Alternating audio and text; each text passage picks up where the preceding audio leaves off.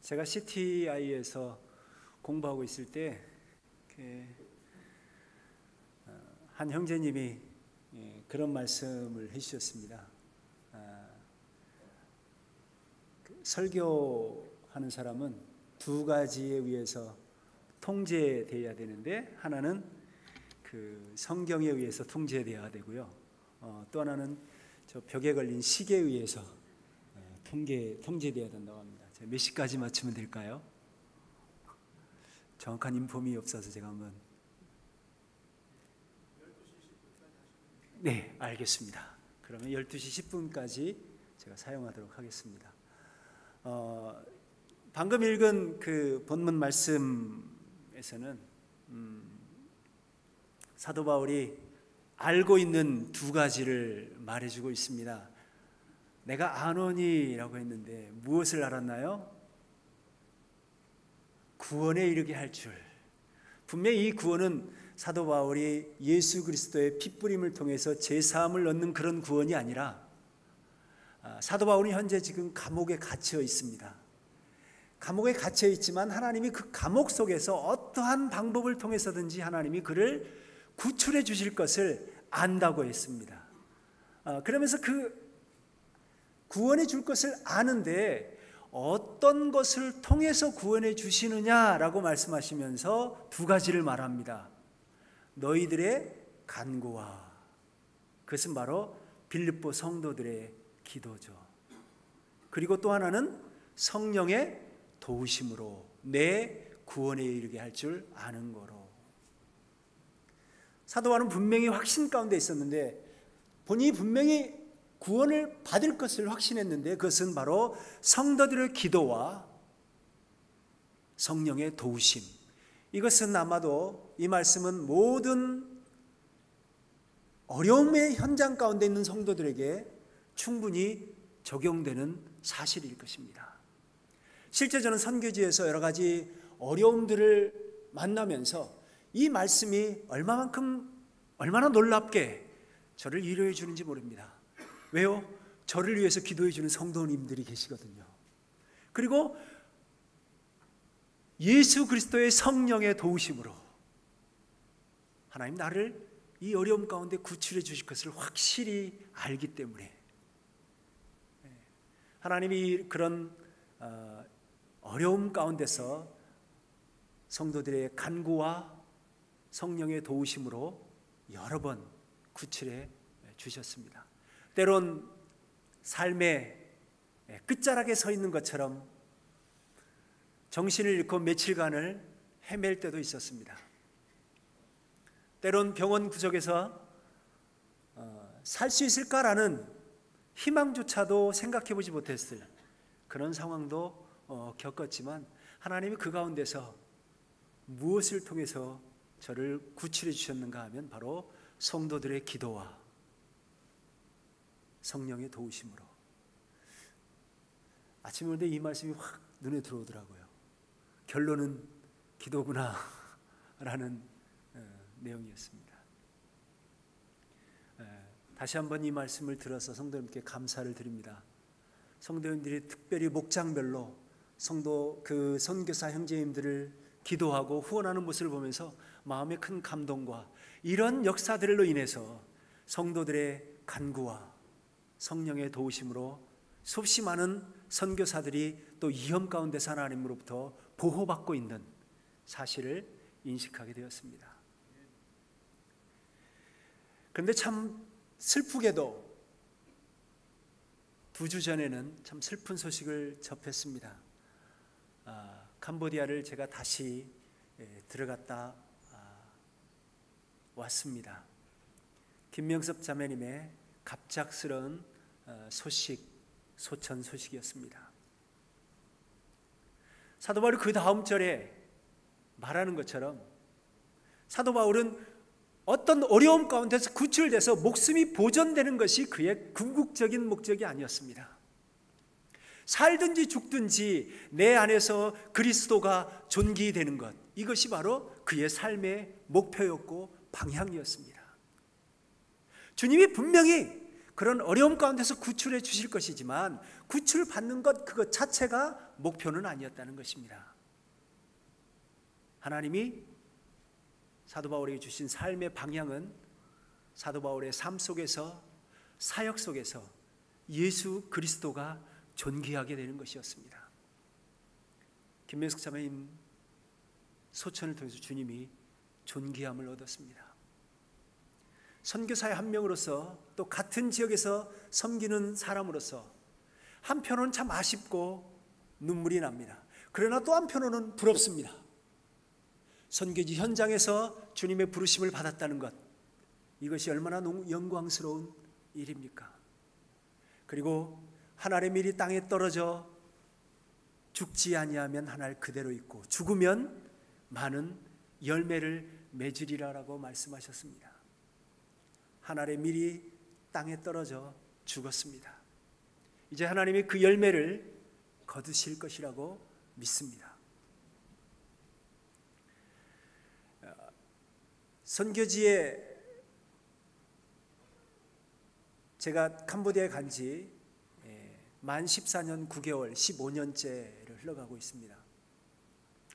큰아이가 8살, 7살, 4살짜리가 이제 모두 다 성장해서 대학생이 되었습니다. 이제는 저희 부부 2명만 단둘이서 캄보디아에 섬기고 있습니다. 섬기다 보면 선교사들은 물론 여기에서 어떤 일을 하든지 간에 분명히 목표가 있고 기대치가 있을 것입니다. 그런 목표와 기대치를 가지고 열심히, 마치 농부가 씨를 뿌리고 열매를 기대하는 것처럼 열심히 사역을 합니다. 그런데 항상 이 좋은 열매만, 또 풍성한 열매만 맺혀진다면 좋겠지만 우리가 에너지를 투자한 것만큼 얻는 것이 마음에 큰 기쁨이 되고 위로가 되지만, 때로는 많은 에너지를 투자했음에도 불구하고 인간적으로 볼 때 실패라는 그런 그 결과물을 받아들일 때가 있습니다. 그럴 때 참 정말 힘들어요. 그런데 제 안에 그런 생각이 들었습니다. 그런 상황이 닥쳤을 때 저희가 한 CM리앱에서 한 50여 명 정도가 모이고 있을 때였습니다. 구원받은 형제들이 한 30명 정도 좀 넘게 있었을 때였습니다. 그런데 어떤 어려움으로 인해서 이제 교회가 거의 풍지박산, 모두 다 신앙을 포기하고 버린 그런 참 극한 상황에 달아났을 때 절망이 느껴졌습니다. 정말 풍성한 열매들을 볼 때는 희망과 기대가, 또 내년이면 또 그 후년이면 얼마나 놀랍게 성장할까라는 기대를 갖다가 어느 날 갑자기 사라져버릴 때 참 절망을 느끼게 됩니다. 그런데 꼭 이 절망이 나쁜 것은 아니다라는 생각이 듭니다. 어떤 사람이 그렇게 표현했는데, 그리스도인의 삶을 살다가 넘어지는 것은 꼭 잘못된 것만은 아니다. 물론 잘못된 길을 가다가 넘어지는 것은 잘못된 거죠. 그러나 정상적인 그리스도인의 삶을 살다가 어떤 어려움과 문제와 풍파와 고난과 핍박을 통해서 넘어질 수 있다는 것입니다. 그런데 저의 경험에 의하면 이런 실패가 저의 삶과 사역의 방향을 다시금 조명해 주더라고요. 내가 왜 정말 밑바탕에 감춰져 있던, 내가 왜 이 일을 하고 있었는지, 무엇 때문에 이 일을 하고 있었는지를 조명해 주는 시간이 되기도 합니다. 정말 그때 힘들었을 때 출애굽기 32장을 큐티를 하는데 주님이 그 모세의 모습을 보여주었어요. 모세가 만 40세에 이스라엘 백성들을 생각해서 정말 하나님이 자기를 통해서 이스라엘 백성들을 구원해 주실 것이다, 또 그렇게 믿을 것이라는 기대를 갖고 여러 일들을 했지만 돌아온 것은 절망이었습니다. 광야로 도망가서 40년 동안 숨어 살죠. 그런 모세를 하나님이 다시 부르셔서 이제 이스라엘의 리더로 이스라엘을 이집트에서 이제 이끌어내는 인도자로 삼으십니다. 그리고 나서 시내산에서 이스라엘 백성들이 머물러 있고 모세는 하나님 산에서 하나님의 계명을 받고 있을 때 밑에 있는 백성들은 모세를 더 이상 기다리지 못하고 금송아지를 만들고 먹고 뛰놀고 우상 숭배를 하고 있었을 때였습니다.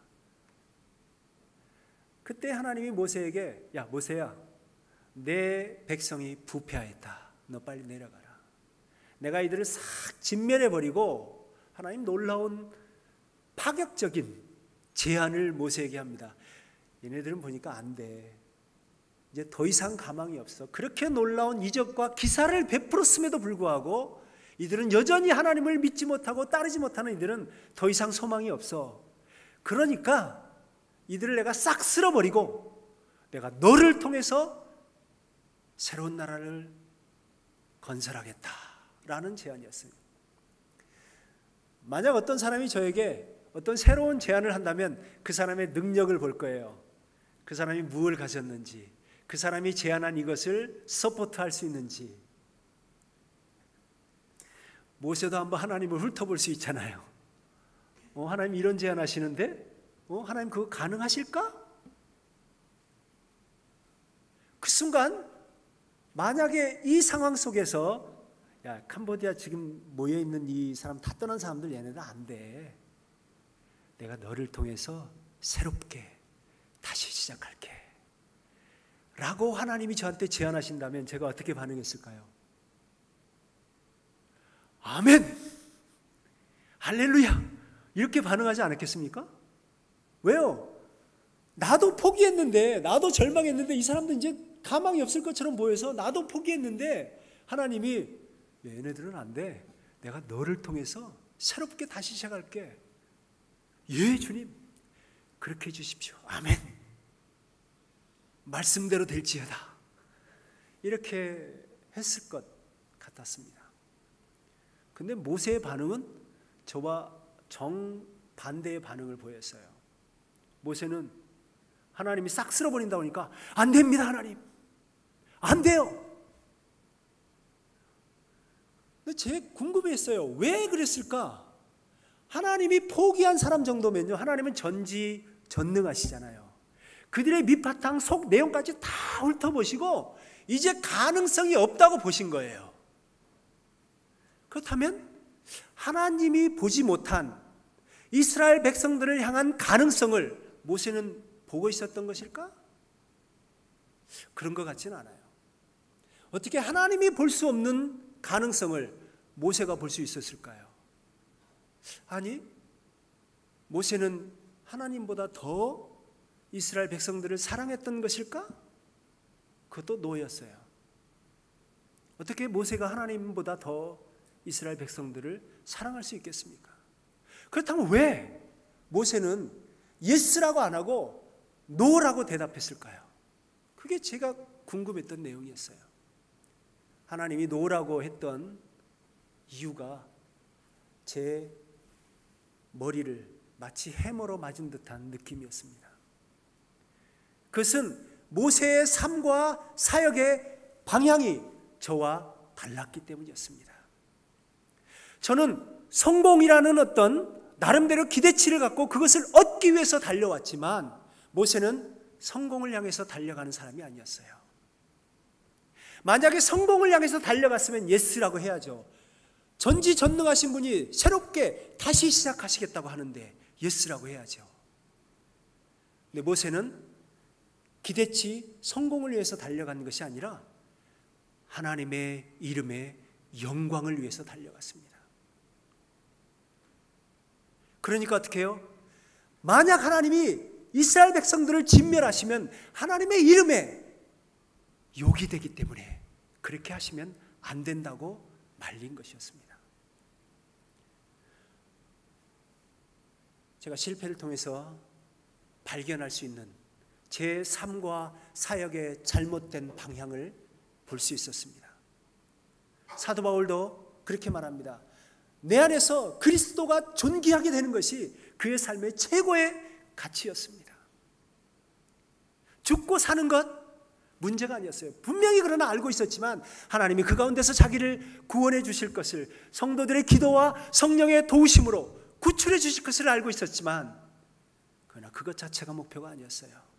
그리스도가 그 안에서 영광스럽게 되는 것. 그래서 사도 바울은 고린도전서 9장에서 이런 말을 합니다.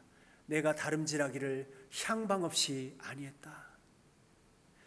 열심히 달렸지만 성공을 위해서 달려가지 않았다는 것이에요. 명확한 방향을 보고 달려갔는데 그 방향은 먹든지 마시든지 무엇을 하든지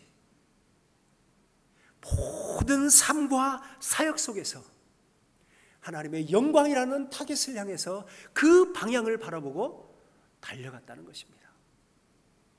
이것이 제가 실패를 통해서 다시금 방향 조정을 했던 이야기입니다. 그리고 나서 다시 정말 주님이 인사이트를 주셔서 새롭게 주일학교 어린아이들부터 시작했습니다. 그전에는 이제 청년들, 학생들 이런 사역으로 집중했다가 이 아이들은 이미 너무 컸어요. 불교식의 교육 속에서 10년 이상 자라온 아이들은 참 변화되기 쉽지 않습니다.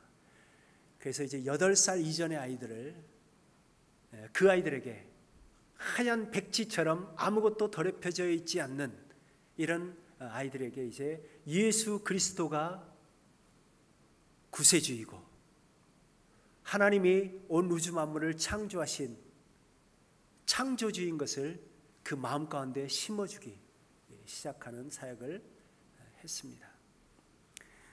주님이 그런 이제 사역을 하면서 서서히 아이들을 이렇게 많이 모아주셨어요. 처음에는 30명, 70명, 100명, 200명, 한 300명 오니까 감당이 안 되더라고요. 그렇지만 기뻤어요. 이 아이들이 찬양 속에서 또 선포되는 메시지, 짧은 메시지 속에서 예수 그리스도가 이 땅의 구세주인 것과 하나님이, 여호와 하나님이 창조주인 것을 기억해가는 것, 그런 사역을 이제 진행해 오면서 저희가 처음에 예배당이 없이 예배당을 다른 그 분들의 센터를 저희들이 매월 2만 원 정도를 전기 요금만 내고 빌려 쓰고 있었습니다. 예배당을 놓고 이제 기도를 하고 있었어요. 성도들이 조금씩 저축을 하고 있었고, 저희들도 저축해서 한 70여만 원 정도 저축을 해 놓고 있었습니다. 근데 그때 이제 저희들 한동대 교수님 2분하고 함께 좀 이렇게 협력 사역을 하고 있었는데, 그분들은 이제 어린이 그 유치원 사역을 하시는 분이었습니다. 각 마을에 유치원을 세워서 초등학교를 세우고 중학교를 세우고 고등학교를 세우고 이렇게 해서 그 마을 전체가 예수님 믿는 마을이 되는, 그래서 그 중간에 이제 저희들은 교회 사역으로 예배당을 짓고 복음을 전하는 이런 이제 플랜을 가지고 함께 협력하고 있었습니다. 그런데 첫 번째 사역이 이제 첫 번째 1호 유치원이 진행되고 2호, 3호 유치원을 하기 위해서 3천만 원 정도를 한국에서 이제 도네이션을 받아서 가지고 들어왔습니다. 그래서 정부가 주기로 한 땅으로 이제 가서 직접 봤는데, 첫 번째 부지는 1호 유치원은 정말 좋아서 시작했거든요. 마을 안에 있어서. 이제 두 번째, 세 번째 갔더니 절 안에 유치원을 하라는 거예요. 그러니까 생각하고 계획한 프로젝트가 완전 달라요. 어떻게 절 안에 예수 마을을 세울 수 있겠습니까? 한 군데는 또 이미 그 세워진 이 나라 학교 안에 유치원만 운영하라는 거예요. 그 한 군데에서는 이제 유치원을 통해서 초등학교, 중학교까지 이렇게 계획을 하는데, 그래서 두 번째, 세 번째 정부가 주기로 한 그 부지를 포기해야만 됐습니다. 3천만 원을 도네이션을 받아왔잖아요. 그분들이 기도하는 가운데 결정을 하셨습니다. 저희들을 부르시더니 이 3천만 원을 저희들이 헌금을 받아왔는데 이렇게 사용할 수가 없게 되었습니다. 그런데 이 헌금은 유치원을 위한 헌금입니다. 그래서 CM립 교회가 지금 예배당이 없잖아요. 그러니까 이 3천만 원을 가지고 부지를 사서 그 부지에서 유치원을 운영해 주시면 이 3천만 원에 헌금하신 분들에 대한 의도가 함께 반영되어 있기 때문에 괜찮을 것 같습니다. 저희들은 이 헌금을 일단 선교지로 왔으면 다시 가져가지 않는 것이 원칙입니다. 이런 이제 제안을 받았는데 얼마나 좋아요. 그래서 정말 감사하더라고요. 그래서 막 정말 뛸 듯이 기쁜 마음으로 저희 사역하는 형제와 이제 막 부지를 알아보러 다녔습니다. CM립 외곽 지역에 40m에 60m 정도 되는 부지를 3만 한 800불 정도 되는 3천만 원이 조금 넘는 금액의 땅으로 구두 계약을 하고 이제 돌아오는 날이에요. 그래서 내일이면 이제 잔금을 치르면서 계약을 하는 날인데 오면서 저희 이제 형제에게 그런 질문을 했습니다. 왜냐하면 그곳은 부동산이나 이런 것이 없기 때문에 제가 외국인이고 땅을 사는 사람이고 현지인은 중개인의 역할을 하는 거예요. 그래서 그 나라에서는 오랜 전통이 뭐냐면 그렇게 중개인의 역할을 하는 사람이 3%의 커미션을 받게 되어 있습니다.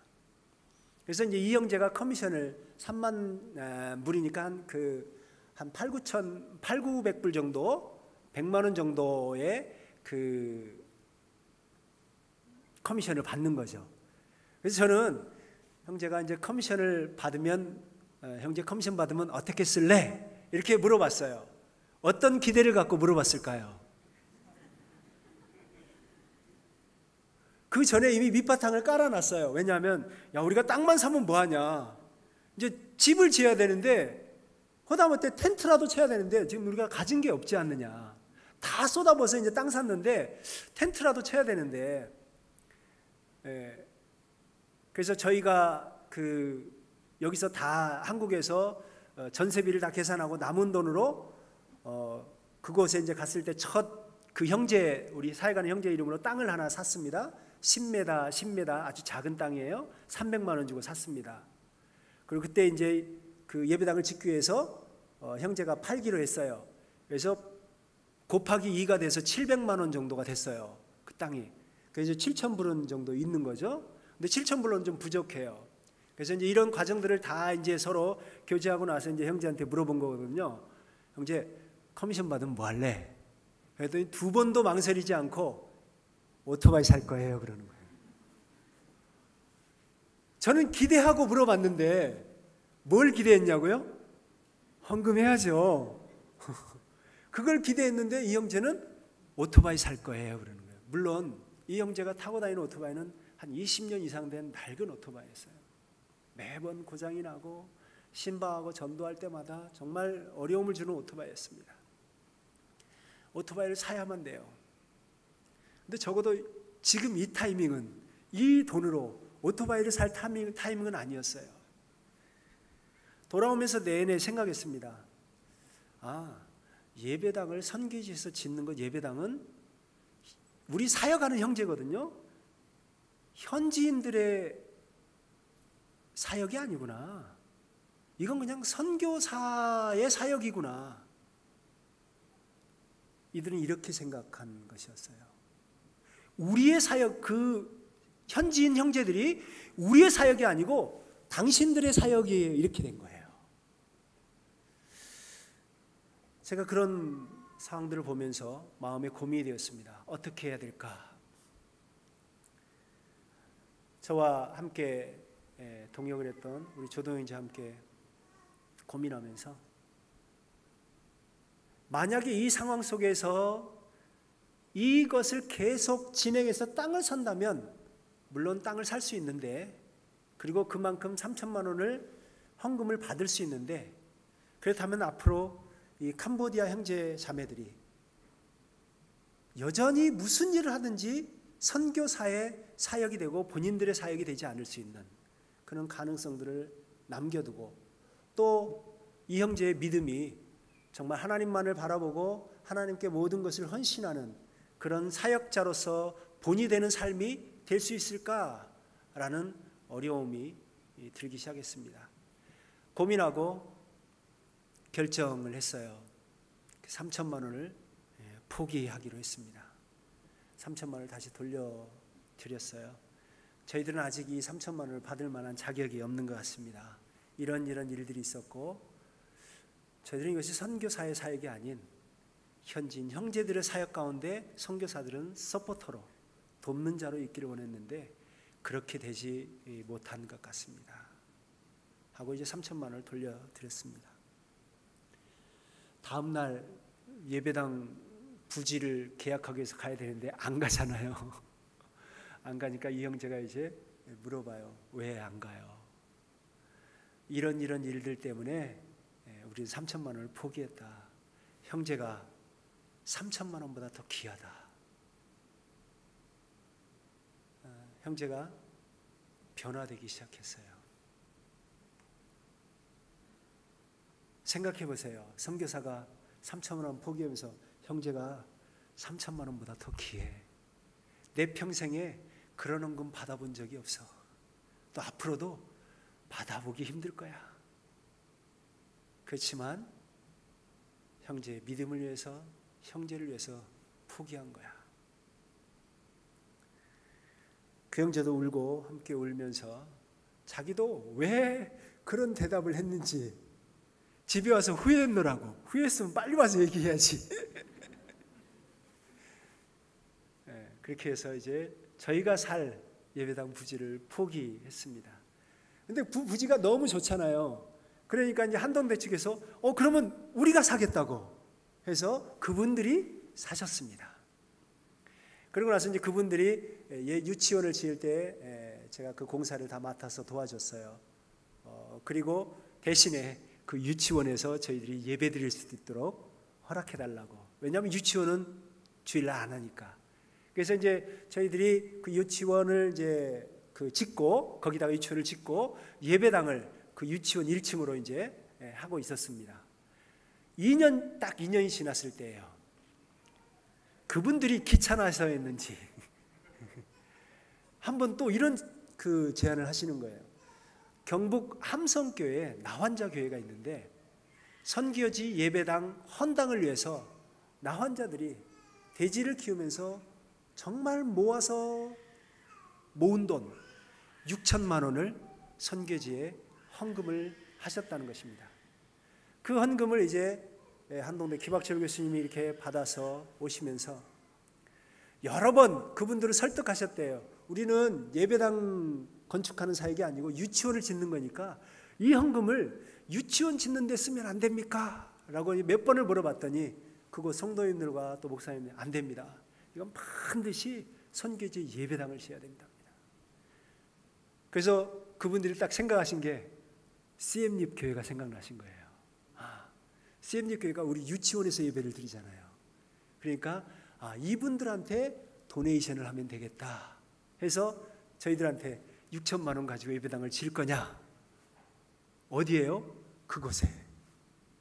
그분들이 사신 땅, 그곳에 이제 CM립 예배당을 6천만 원에, 또 그분들이 또 건축학 교수님이세요. 그래서 설계까지 다 해서 아주 예쁜 예배당을 짓게 되었습니다.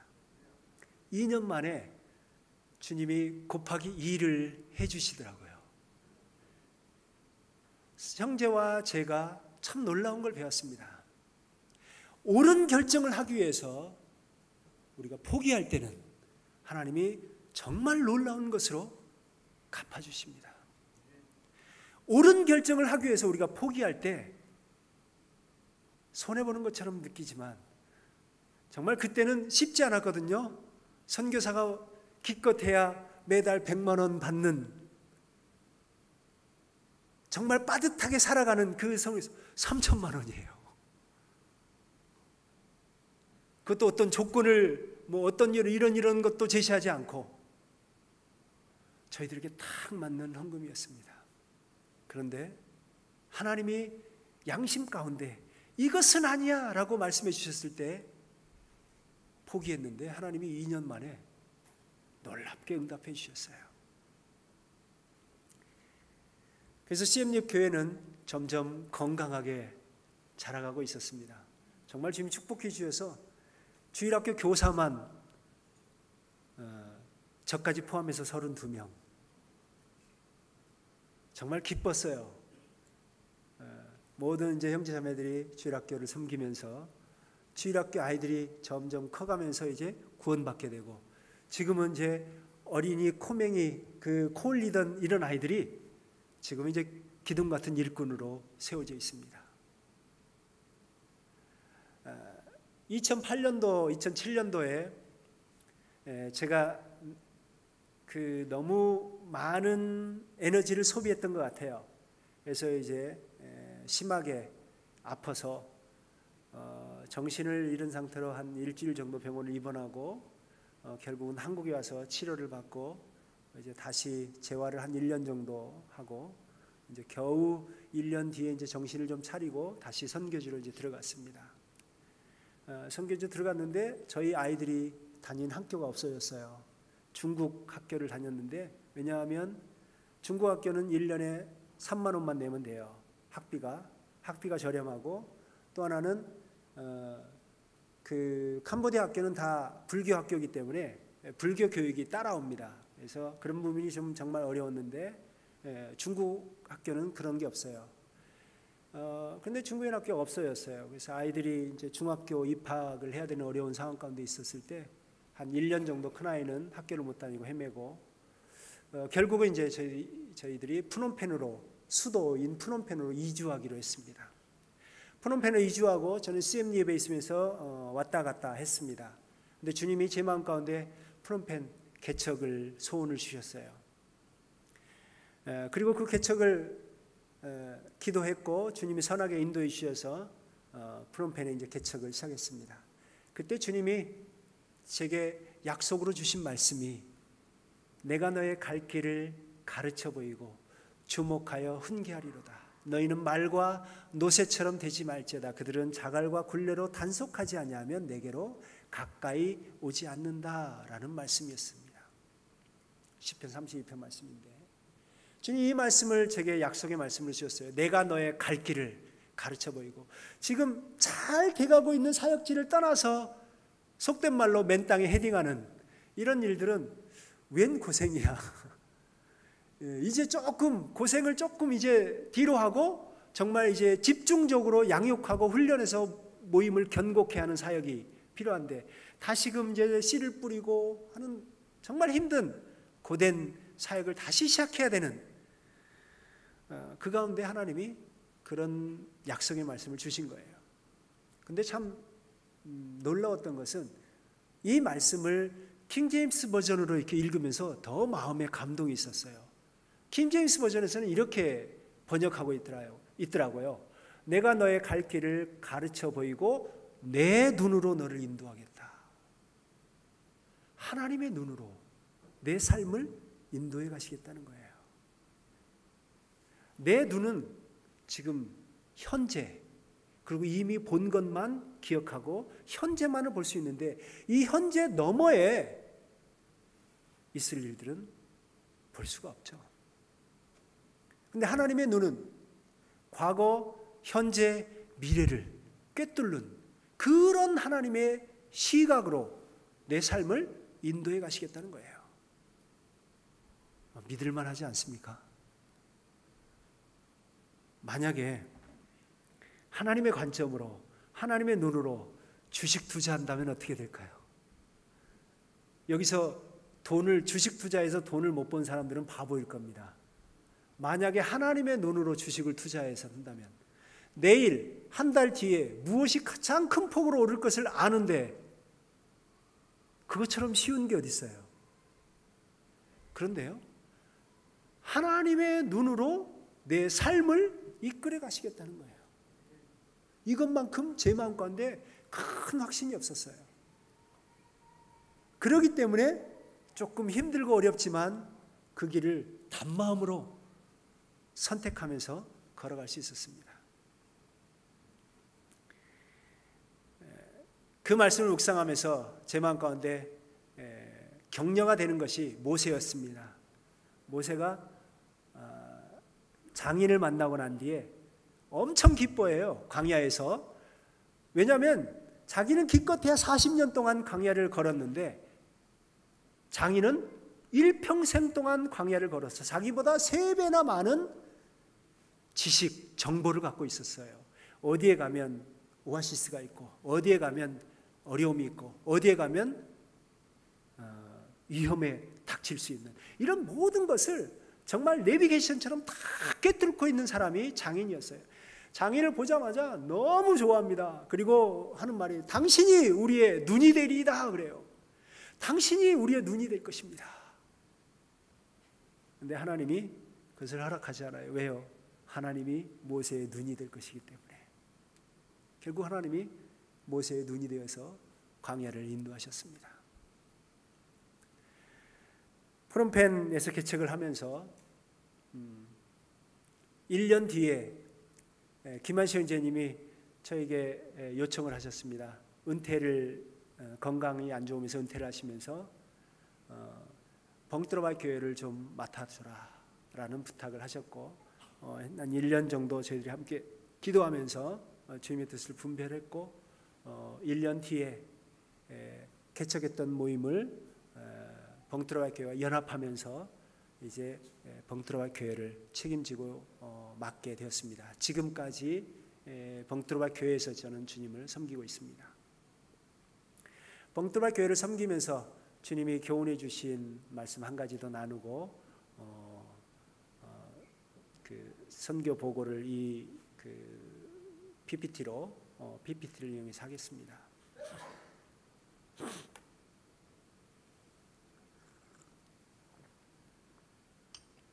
벙트로바 교회를 맡게 되면서 주님이 저한테 교훈해 주신 말씀이었습니다. 그 말씀은 바로 민수기서 9장 말씀이에요. 민수기서 9장 말씀은 이스라엘 백성들이 광야에서 어떤 일들을 했는지에 대해서 말해놓고 있습니다. 이스라엘 백성들이 광야에서 뭐 했나요? 천막 쳤습니다. 그리고 조금 있다 천막을 걷었습니다. 그리고 걸어갔습니다. 그리고 또 멈춰서서 천막을 쳤어요. 그리고 쉬고 또 천막을 걷었습니다. 그리고 또 걸어갔습니다. 이것을 몇 년 동안 반복했습니까? 40년 동안 반복했습니다. 그럼 이런 광야 삶 속에서 제일 중요한 것은 뭘까요? 천막 치는 걸까요?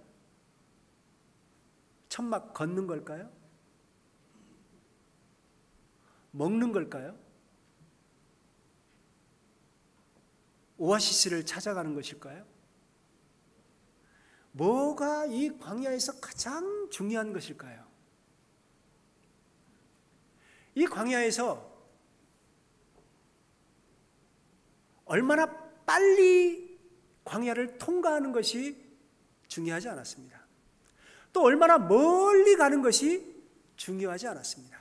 그런데 제 삶에서 정말 가치 있게 여겨지는, 나도 모르게 그곳에 가치를 부여해 놓고 있는 것이 뭐냐면, 어떻게 하면 빨리 갈 수 있지? 어떻게 하면 멀리 갈 수 있지? 이 두 가지 가치가 항상 저의 삶과 사역을 움직여 갔습니다. 어떻게 하면 멀리 갈 수 있을까? 어떻게 하면 빨리 갈 수 있을까? 라는 것이 항상 저를 움직여 왔어요. 그런데 제가 이 본문을 묵상하면서 충격을 받았습니다. 얼마나 빨리 가고 얼마나 멀리 가고 하나도 중요하지 않았어요. 정말 중요한 것 두 가지가 있었는데, 그것은 첫 번째로 하나님과 함께 걷는 것이었습니다. 그 광야 삶 속에서 제일 중요한 건 하나님과 함께 템포를 맞춰서 빨리 걸으면 빠르게, 늦게 걸으면 늦게, 갑자기 밤이 되어서 쉬면 또 쉬고, 또 낮이 되어서 쉬면 쉬고, 템포를 하나님과 함께 맞춰서 걷는 것이었습니다. 그게 제일 중요했어요. 그리고 또 하나 중요한 것은 바로 똑바로 걷는 것이었습니다. 구름 기둥과 불 기둥이 인도하는 대로. 내가 보기에는 이쪽 길이 지름길이고 이쪽 길이 오아시스로 가는 길인데 불 기둥은 이쪽에 있어요. 구름 기둥은 이쪽에 있어요. 갈등되지 않을까요? 이쪽이 맞아 보이는데, 이쪽이 눈에 보이는데, 근데 구름은 이쪽에 있습니다. 만약에 얼마나 멀리 가고 얼마나 빨리 가야 되는 것이 그의 삶을 움직이는 것이었다면 이쪽을 가겠죠. 왜요? 빨리 가면, 또 멀리 가면. 그런데 하나님과 함께 가는 것이 최고의 가치고 또 바로 가는 것이 최고의 가치라면 이쪽을 선택하죠. 아닌 것처럼 보이지만 이쪽이 맞으니까. 봉트로바에게 사용하면서 이 두 가지 가치를 흔들리지 않도록 붙잡아야 되겠다는 강한 결심을 하게 되었습니다. 왜냐하면요, 선교지에서는 선교사들이 저를 포함한 그런 유혹을 많이 받아요. 얼마나 많은 교회를 세웠고 얼마나 많은 영혼들이 구원을 받았고, 이것이 선교사들의 삶과 사역을 움직이는 가치가 될 수 있거든요. 그런데 얼마나 빨리 가고 얼마나 멀리 가고 하는 것이 가치가 아니라 하나님과 함께 걷고 하나님과 같이 가고 하나님과 정도를 따라서 걷는 것, 이것이 최고의 가치라는 것을 하나님 마음 가운데 심겨주었습니다. 그러고 나니까 이제 얼마나 사역의 열매가 있느냐라는 것에 관심보다는 지금 현재 내가 하나님과 함께 걷고 또 바르게 걷고 있는가에 더 깊은 관심을 갖게 되더라고요. 조금 더 늦어질 수 있습니다. 조금 더 다른 사람들보다 뒤처질 수 있어요. 그렇지만 그것이 두렵지 않습니다. 왜요? 어느 날 갑자기 하나님 저를 부르신다면 주님이 내와 너와 함께 동행했고 내가 나를 단마음으로 기쁘게 바르게 걸어왔기 때문에 그거 하나면 저는 만족합니다.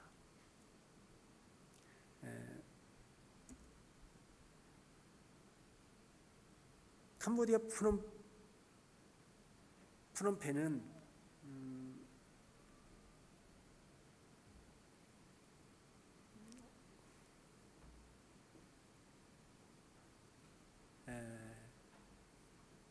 캄보디아는 저희 나라의 한 1.8배 정도 되는 나라입니다.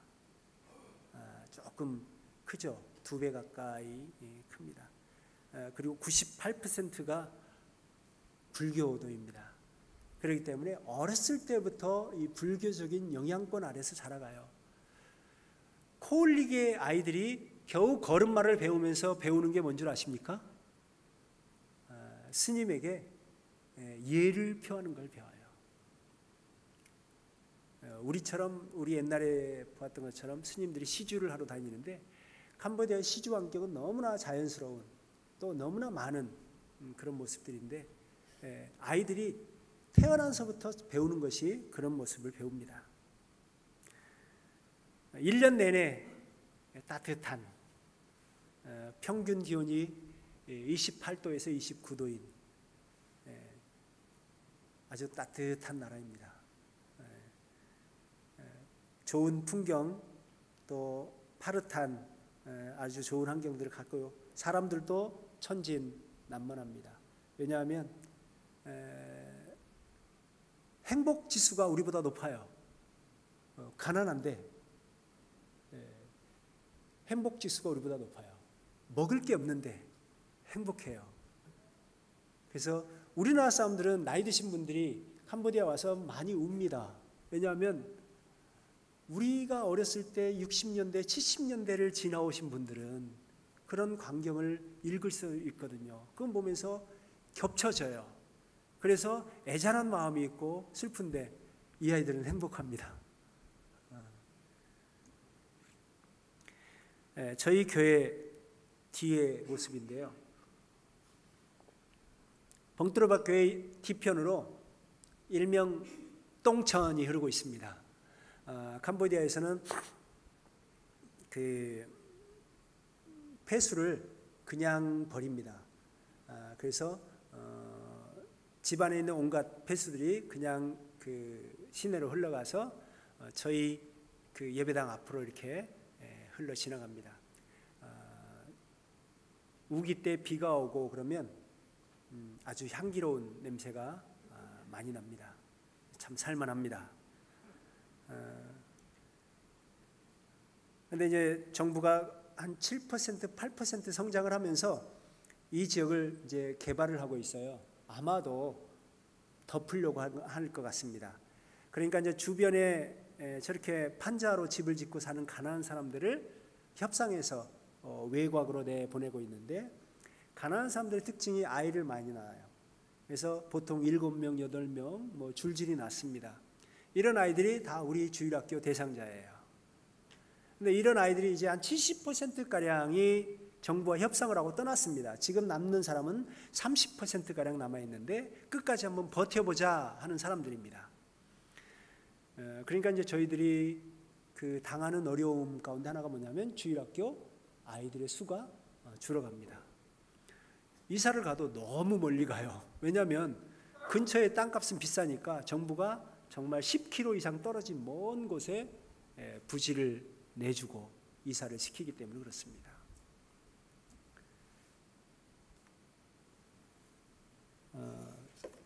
조금 많이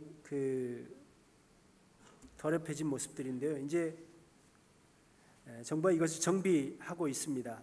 정비하면서 옛날 교회는 정말 그 가난한 지역에 있었는데, 이제 이 가난한 지역이 시내 안으로 들어오다 보니까 이제 중산층들이 점점점 많이 살게 돼 있어요. 중산층들의 특징은 뭐냐면 아이를 적게 낳고 아이를 1명 내지는 2명을 낳습니다. 아이를 적게 낳고 아이들을 교회에 보내지 않는다는 특징이 있습니다. 그러니까 이제 전에 아이들은 가난하기 때문에 부모들이 방치된 상태에 있었기 때문에 주일학교를 하면 뭐 100명, 200명 이렇게 모여요. 근데 아이들이 점점 줄어서 이제 30명, 40명 이렇게 모입니다. 점점 아이들이 조금 부유해지면서 오지 않고 있죠. 그럴지라도 캄보디아는 여전히 재래시장이 더 많고 카트를 끌고 보는 시장들은 이제 서서히 등장하고 있습니다. 외국인들이나 또 부자들이 주로 이용하는 에어컨 바람을 쐬면서 시장을 보는 그런 시장이죠. 캄보디아 중산층들이 많아지면서 자동차가 많아져요. 어디로 가는 길이 맞는 길일까요? 이게 지금 캄보디아의 현실, 프놈펜의 현실입니다. 그런데 참 재밌는 건 아무도 크락션을 누르지 않습니다. 끝까지 기다려요. 1시간도 기다리고요, 2시간도 기다립니다. 그런데 어떻게 하든지 기다리다 보면 이게 또 풀려나요. 시간이 좀 걸릴 뿐이에요. 이동수단으로 많이 그레이스 봉고 차입니다.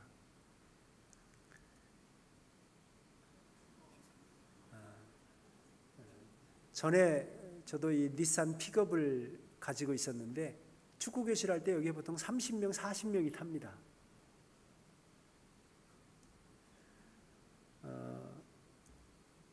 저희가 주일학교에 힘을 쓰는 이유는 어린아이들에게 그리스도의 복음을 전하고, 이 아이들이 그때 당시 믿지 않았더라도 나중에 성장해서 성숙해서 하나님이 역사하실 때 그 복음을 기억하고 주님께로 돌아오는 것을 기대하면서 가르치고 있습니다. 어느 나라이든지 아이들은 참 사랑스러워요. 캄보디아에는 에이즈 환자들도 많고 어려움들이 많습니다. 이 아이도 지금 에이즈 부모 밑에 자란 아이인데 에이즈 보균자일 가능성이 높은 아이입니다. 아이들이 지속적으로 나오게 해주기 위해서 이제 저희들이 하는 게 달란트 시장, 그리고 관계 사역을 하는데 뭐 축구 교실, 그다음에 영어 교실, 한국어 교실 이런 관계 사역을 합니다. 달란트 시장이 아이들에게 참 좋은 그 긍정적인 요소가 돼요. 달란트 시장을 기다리면서 3개월을 버티니까요. 저희가 달란트 시장을 하면 보통 저희 교회 주변에 있는 구멍가게들 몇 배 이상 많습니다. 그래서 아이들이 정말 좋아해요. 그래서 달란트 시장일 때는 평상시보다 한 2배 가까이 많이 옵니다. 그동안 이렇게 항상 보면 일정하게 나온 아이들, 왔다 갔다 한 애들, 그 다음에 어쩌다 한번 온 애들 이렇게 되거든요. 그런데 이제 그때는 거의 다 와요. 그러니까 한 2배 정도 항상 옵니다.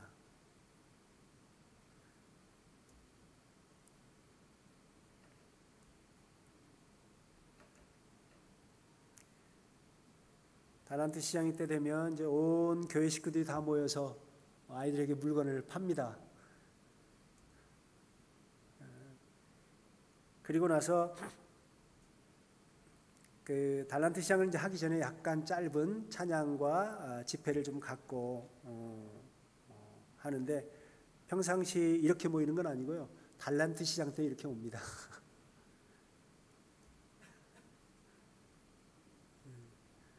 온 동네 아이들이 다 모여요.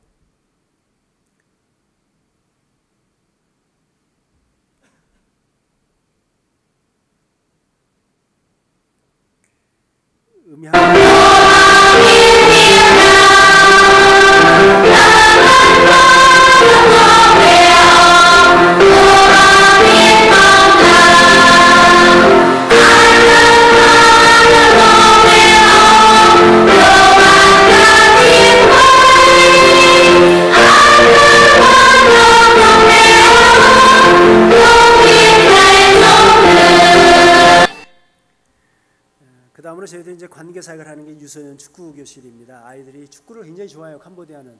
한국에 오니까 축구를 안 하더라고요. 제가 축구를 하려고 축구화를 가지고 왔는데 캄보디아에서 여기까지 한 번도 못했습니다. 요즘은 축구하는 분위기가 아닌가 봐요. 근데 캄보디아는 정말 좋아해요. 그래서 인조 잔디 구장이 정말 많이 생겨났습니다. 몇 년 전까지만 해도 이런 것이 없어서 맨 땅에 축구 교실을 했었거든요. 지금은 이제 인도 잔디 구장을 빌려서 축구를 가르치고 있습니다. 아이들이 너무 흥미롭고 좋아해요. 그래서 저도 축구를 좋아하니까 정말 이렇게 기쁨으로 이렇게 사역을 감당해 나가고 있습니다.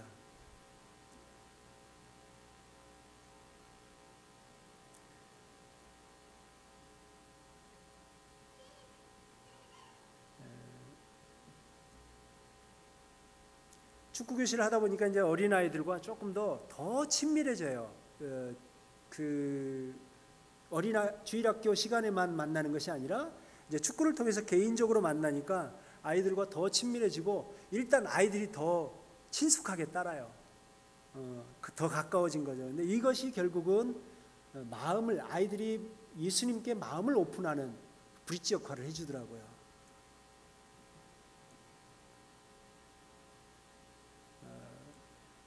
이제 청소년들도 함께 이제 축구 교실을 하는데 이 아이들은 정말 축구를 좋아해서 뭐예요? 주일날 일주일에 한 번 하고 있습니다.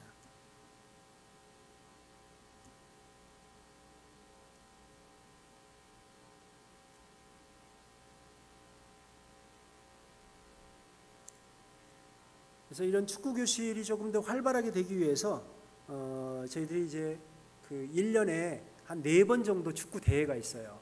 그리고 한 번은 전국 대회가 있어요. 그러니까 이런 대회가 있으니까 아이들이 조금 더 축구를 배우고자 하는 동기부여가 되고 굉장히 또 대회 나가서 저희들이 성적을 거둔 적이 한 번도 없지만은 그런 어떤 항상 그런 기대를 갖고 있습니다.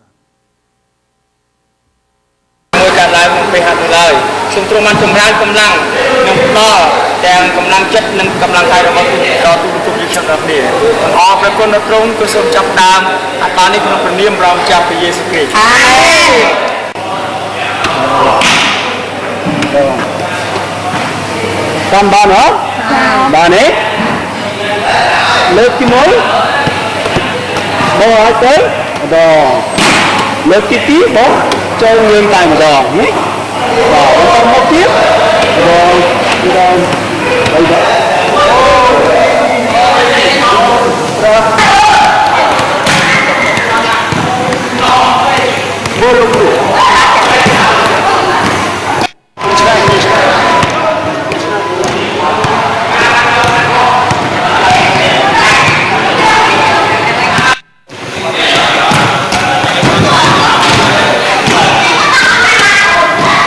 một chương trình mọc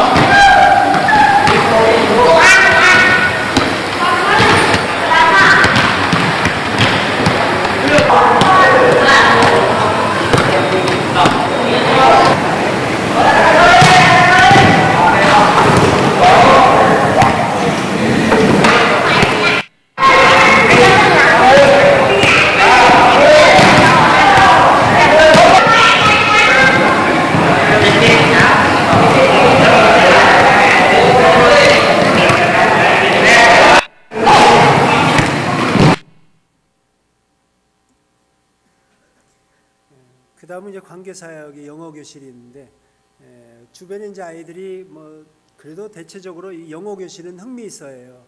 그래서 저희 형제 자매들이 발렌티어로 영어를 가르치고 교사들과 함께 또 커뮤니케이션하고 또 주일에 예배에 참석하고 복음을 들을 수 있도록 유도하고 있습니다.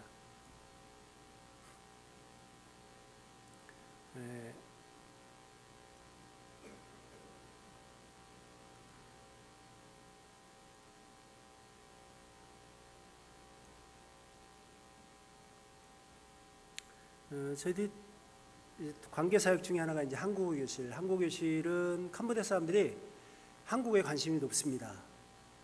그래서 지난번 한국어 능력 시험을 한국에서 노동자를 3,000명을 뽑기로 했는데 시험에 응시한 사람은 8만 명이었어요. 그러니까 어마어마한 사람들이 지금 한국어를 공부하고 있고 인기가 높습니다. 단지 그 하나죠. 한국에 와서 일하고 싶어서. 그런 것들을 이제 이용해서 저희들이 한국어를 가르치면서 복음을 전하는 것을 이제 기대하고 한국어를 하고 있습니다. 저와 저희 자매가 같이 지금 가르치고 있습니다.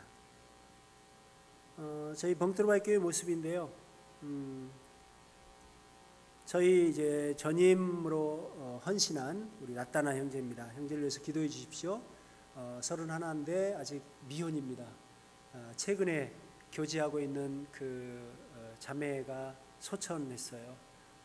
열병으로 인해서 한 3주 전에. 그래서 어떤 형제가 꿋꿋하게 잘 견뎌내고 또 하나님이 어떤 계획을 갖고 계신지 모르지만 또 결혼도 합당하게 하나님 인도해 주시기를 기도해 주시기 바랍니다. 피어라 형제입니다. 지금 이제 똑같이 전임하는 형제예요. 대학을 졸업하고 음대를 졸업했습니다.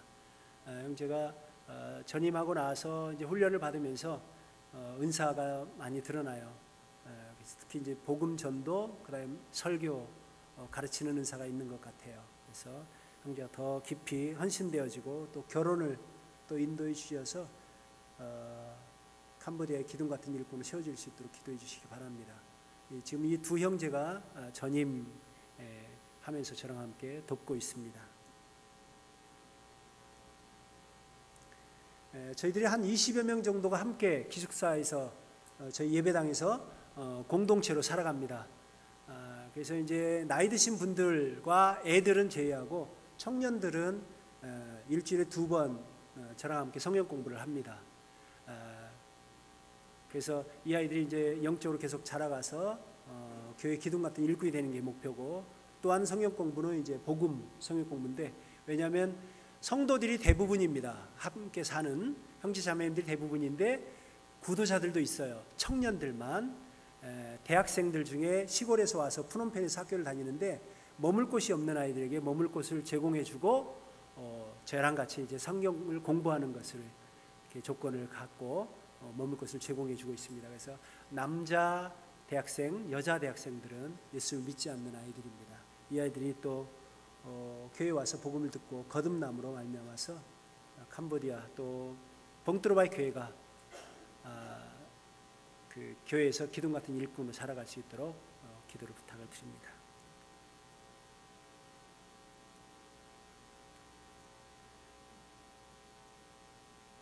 예, 저희들 애찬 교회 모습입니다. 지금 성도님들이 한 20여 분, 고도자들까지 한 25명에서 30명 가량이 매주일 이렇게 모이고 있습니다. 지금 굉장히 어려움 가운데 있다가 이제 조금 이제 다시 몸을 추스리고 지금 올라오는 그런 그 상태입니다. 성도님들 기도해 주셔서 정말 방트로바이 교회가 캄보디아 전체의 못자리판 같은 그런 교회가 될 수 있도록 기도를 부탁을 드립니다. 선교 보고 여기까지 마치도록 하겠습니다.